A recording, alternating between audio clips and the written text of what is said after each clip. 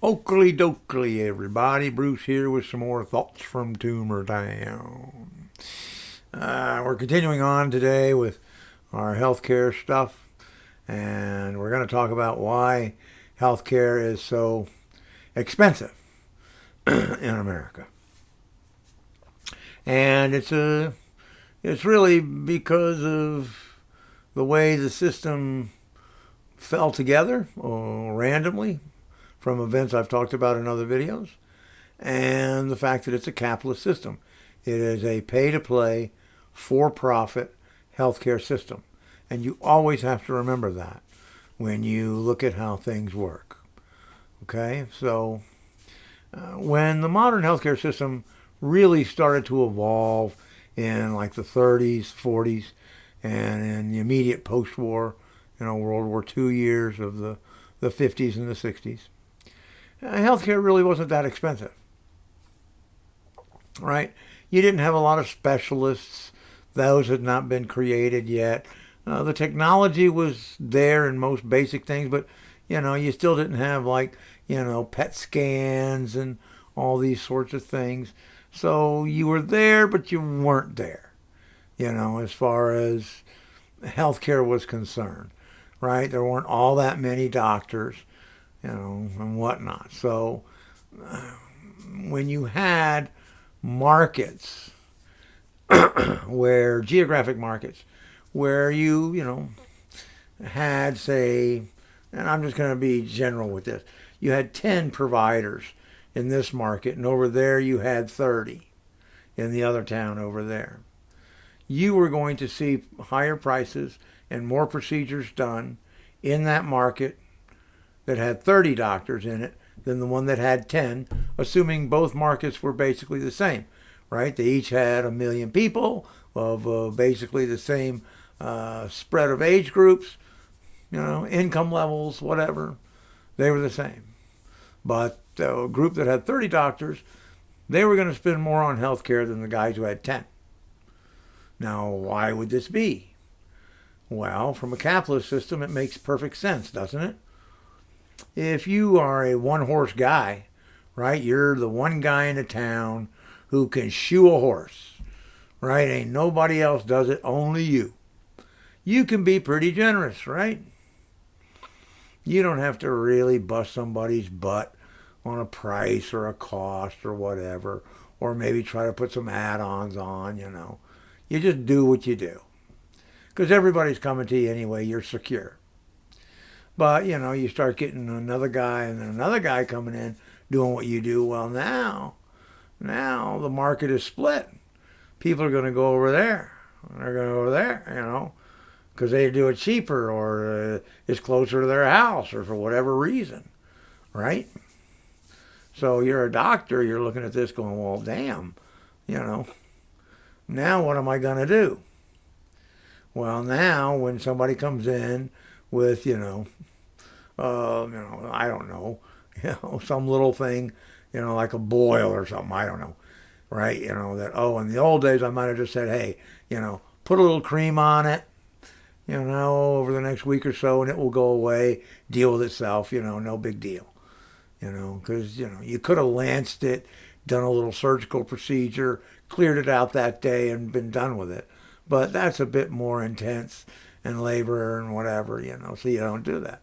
But now, because, half of your patients are now going to these other guys, you got no choice. So now when a guy comes in with a boil, you go, all right, let's get you in the little room over here and we're going to bust that puppy and I'm going to clean it and scrape it and cut it and do whatever and suture you up and the whole deal, Where before he wouldn't have done it.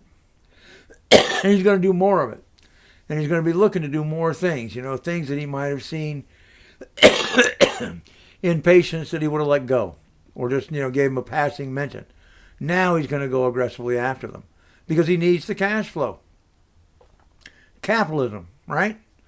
I need patients with things I can treat that I can charge them for. I need cash flow. So the more doctors, the more providers of whatever kind you put into a marketplace, the more medicine will be applied to that group of people in that community, regardless. just as a matter of fact, natural.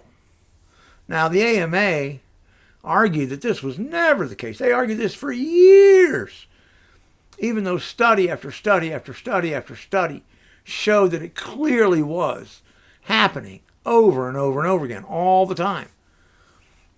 Finally, the AMA had to admit that, yes, okay, there is a profit motivation in the medical profession that we try to rein in and curb, but, it is there.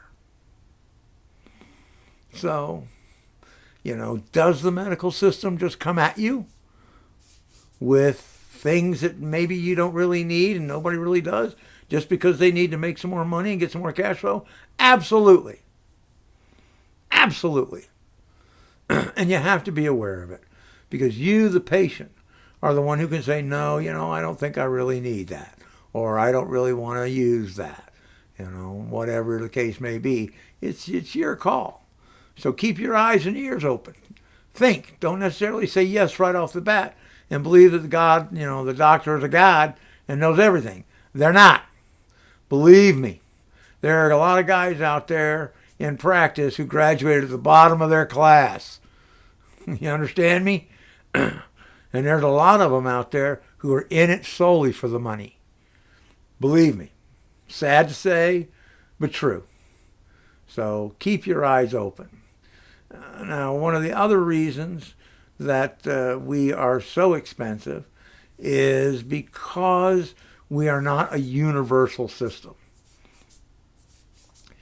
Because every state has its own little system, and health insurance providers have to meet their regulations in every single state in order to operate in that state.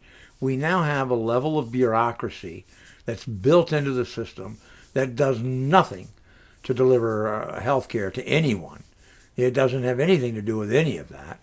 It's simply a useless waste of money, because these bureaucrats within the insurance system are simply there to make sure they comply with the state rules and regulations and to negotiate with the providers. Right? Because the providers are in the same boat. The providers have to meet all those same state rules and regulations, do all the things. So everybody is isolated state by state by state. So you end up in this little game where the providers and the insurance companies are in this endless dance to negotiate prices, right? Always going on constantly. If you've ever had a medical deal and you got the little statement from your insurance company or Medicare, that said, oh, you just went in for this, procedure for, blood work, right? You got some blood work done. Well, here's the price of that blood work. And the manufacturer suggested retail price happens to be $23,000. What? $23,000 for blood work? And then you look over across the line, discounted rate. The discounted rate to my insurance provider. So now what am I going to pay? $23. I go from $23,000 to $23,000. What the heck? Who made this stuff up? This is insane, right? So the insurance pays whatever, you pay $3, it's insanity. Manufacturer suggested retail price is just a fantasy number plucked out of thin air for just shock value, It's like Antiques Roadshow. This is what I'd place on that for an insurance value. But really, when you sold it, it's going to be a lot less than that, right? This is kind of what it is. So that layer of bureaucracy just adds a cost that doesn't need to be there at all. And that goes hand in hand with the fact that we don't have a universal claim system. So every insurance company is free to, create their own claims system, right? I do, X number of forms in triplicate. I do this, I do that. whatever it is. So now there's another layer of bureaucracy where the insurance company has these people who are doing nothing but managing their claim system, right? And now the hospitals and providers all have to have another group of people on their side understanding that person's claim system, that company. So when they get it, it goes over to Mary's desk, and Mary deals with that insurance company, to understand all the crap. All right, so here we have two layers of bureaucracy that do absolutely nothing to help a patient in healthcare. Those dollars spent on those people just go into the ether. They do nothing for healthcare. Nothing. And that's simply because of the way the system in America came to be. No other reason than that. And then when you look at it, price, everybody always wants more. Everybody wants more. Well, of course they do. It's a capitalist system. I want more profit. I want more profit. I want more profit. Right? You see this most clearly in the pharmaceutical industry.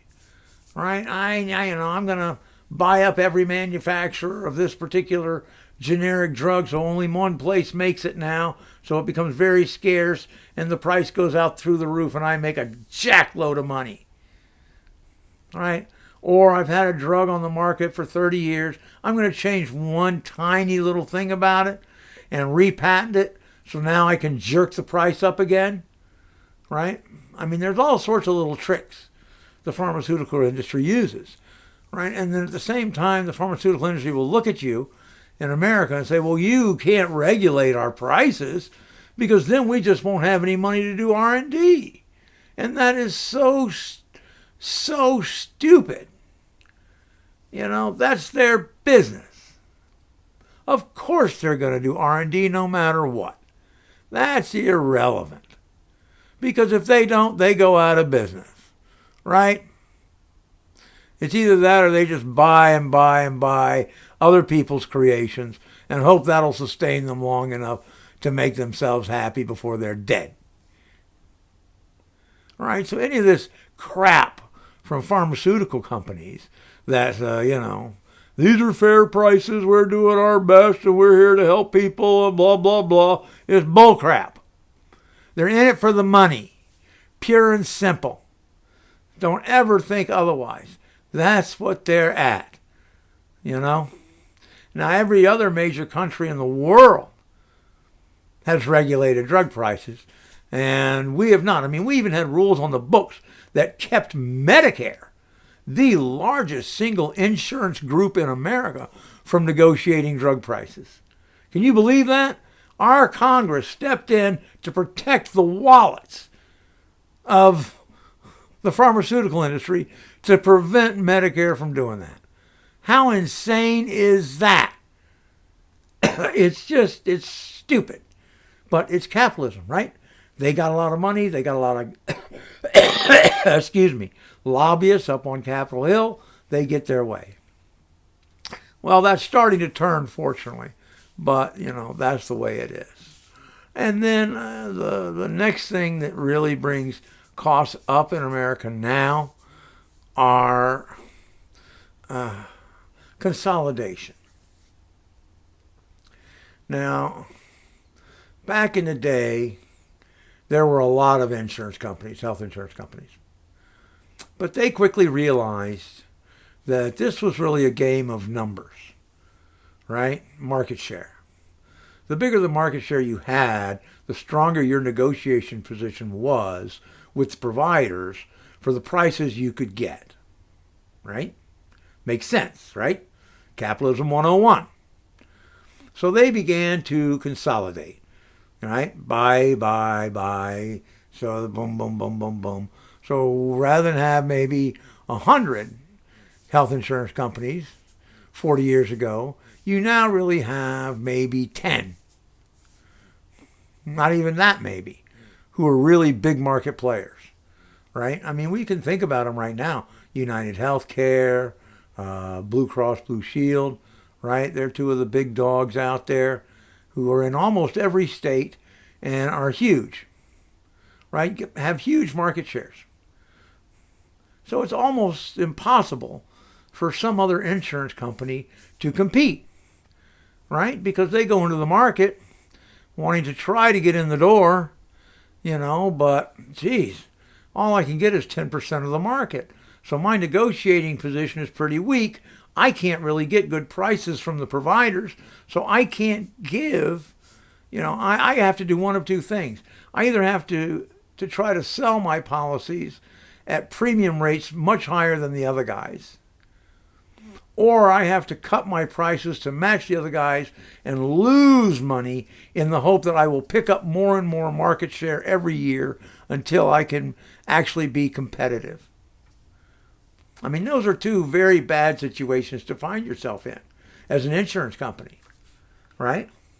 But it happens, and this is why, companies leave markets, drop out of markets all the time, because they simply can't compete. So, it didn't take long for the providers to start to pick up on this, particularly the hospitals. I can say in my neck of the woods, back in the day, every hospital here was an independent hospital, every single one of them. But that's no longer the case. Now, my market is basically driven by two major health groups. And there's a little third group that's a national player who finally snuck their way in the door. Odd how it happened, because, once the two hospital guys started to go, they really worked with the state and counties and local governments to really put laws and rules and so forth in place that would almost make it impossible for anybody to come in and compete with them, right? But, things happen, people find ways, so a third group has found a little way in, and, we'll see what happens. I don't know if they'll ever be able to really grow it, but they're there. But there are markets in America where there is only one healthcare provider group, of hospitals, that sort of thing. And what do you do there, right? Because, every insurance company just gets told, these are the prices, like it or not. Boom, done. Right? That's a monopoly. That's what we call a monopoly. They're supposedly illegal in America, but not in the healthcare system. They lock themselves in. They control the game. Everything goes through them. Right? And it wasn't long, and the doctors, of course, they started to see this, so they started to create, doctor mega practices where you would have, 6 orthopedic guys together in one group. Or you would do the super group where you had, a couple of members from several specialties under the same roof, blah, blah, blah. And, the hospitals quickly said, well, I've devoured all the hospitals and I'm going after all the little emergency clinics. They're all mine. And, imaging is pretty much all mine. So what else can I do? They start to go after these big doctor practices. So like in my market now, they're vertically integrating constantly, the two big dogs. They're buying up everybody. I mean, you can't hardly go to a doctor or find a provider, a specialist of any kind, or a GP, that isn't owned or directly affiliated with one of the big dogs. You can't do it. And that drives up the prices, right? Because now they control a bigger and a bigger market share. They can rank up more pricing and get more out of the insurance companies, which pass that price on to you and me. And the other thing is, of course, the spread of specialization in medicine has given cost rise, to the industry as a whole. I mean, there are so many specialists now, so many. And not just in doctors, in nursing and everything. It's incredible. So a specialist makes more money, charges more, gets more.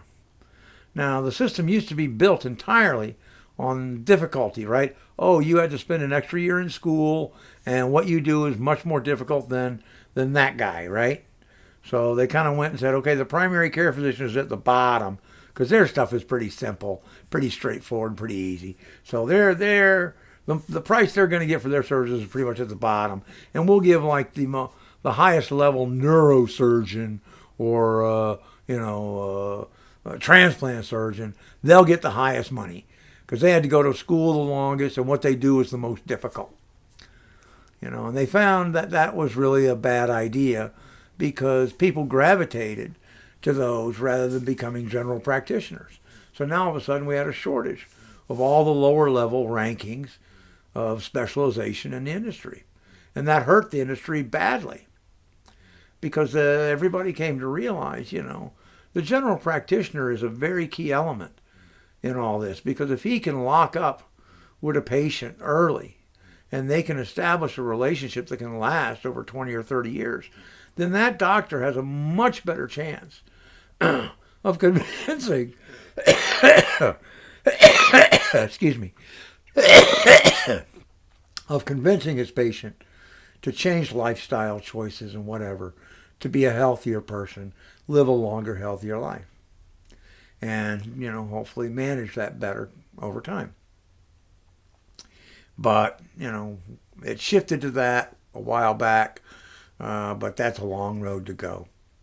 And lastly, the idea that our healthcare system has been built for intervention, not prevention.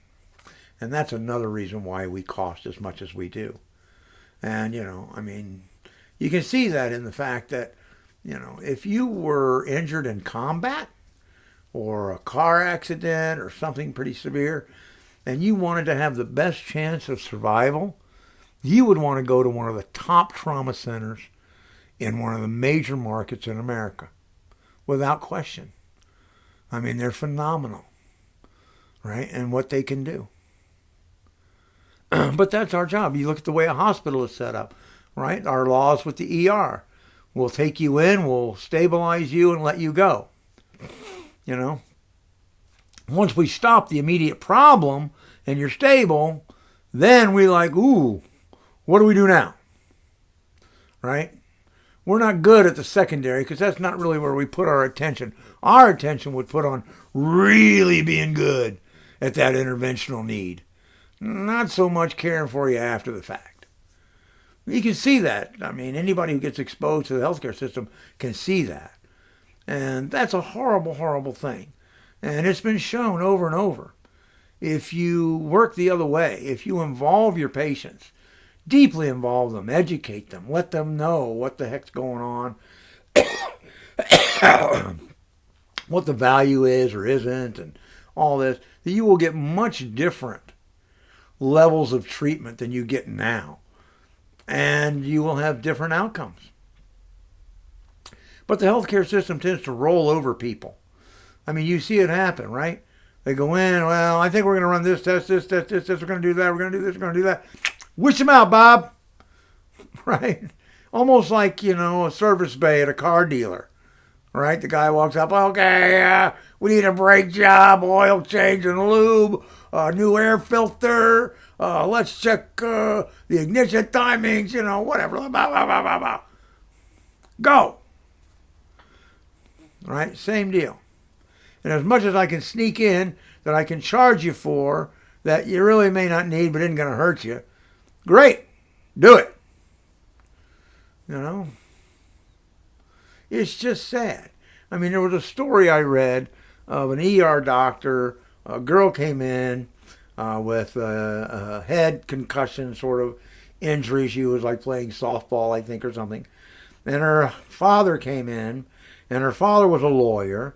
So her father was like, oh my gosh, blah, blah, blah, blah, blah, blah, blah. And the doctor was like, I've been doing this for 30 years. I don't think we really need to do, an MRI. I think, she's going to be fine. Just, stay in bed for a couple days, whatever. And this will just be fine and go. And the lawyer was like, I'll sue you. I'll do this. And the doctor finally had to just basically look at the lawyer and say, okay, you know what? I will do this for you, right? Because it'll make you feel better. You won't sue me. That'll make the hospital feel better. And, if everything works out and everything turns out fine, she's fine, then no harm, no foul, right? Except the fact that I will know that I just irradiated your daughter with a certain amount of radiation that may or may not lead to her developing particular types of cancer 30 years down the road. But when that happens, you won't remember this. You won't put this and that together. No one will make that correlation. So no harm off my teeth either. So why should I care? So you're right, Mr. Father Lawyer Guy. Let's go ahead and give your daughter that MRI, even though I really don't think it's necessary. And you know, in his article he said the father just basically stood there for a second, dumbfounded. Eyes kind of rolled around, you know. No. I think you're right. We will sustain. We will just go home and keep an eye on her and go. And he was like, good, I think that's the right idea. You know, and that's what we face. You know, how many procedures are done just to cover people's butts so they don't get sued for not doing it, you know. I mean, these are all reasons why our healthcare system costs so much money. And anytime you think about it, you know, just put on the lens of capitalism and look through that, and you will find the reason why. And it will make sense to you. You may not think it's right, or good, or what it should be, but you'll understand. There are ways to fix this system that I'll do in another video. You know, it won't fix the entire healthcare system, but it'll certainly, you know, give us a much better hold on it. You know, that we'll go over in another video. But for now, that's a pretty good primer of why we cost so much in this country. And we don't have to, but we do. And that is the one thing you can always say, so far at least, is we are the most expensive healthcare system in the world.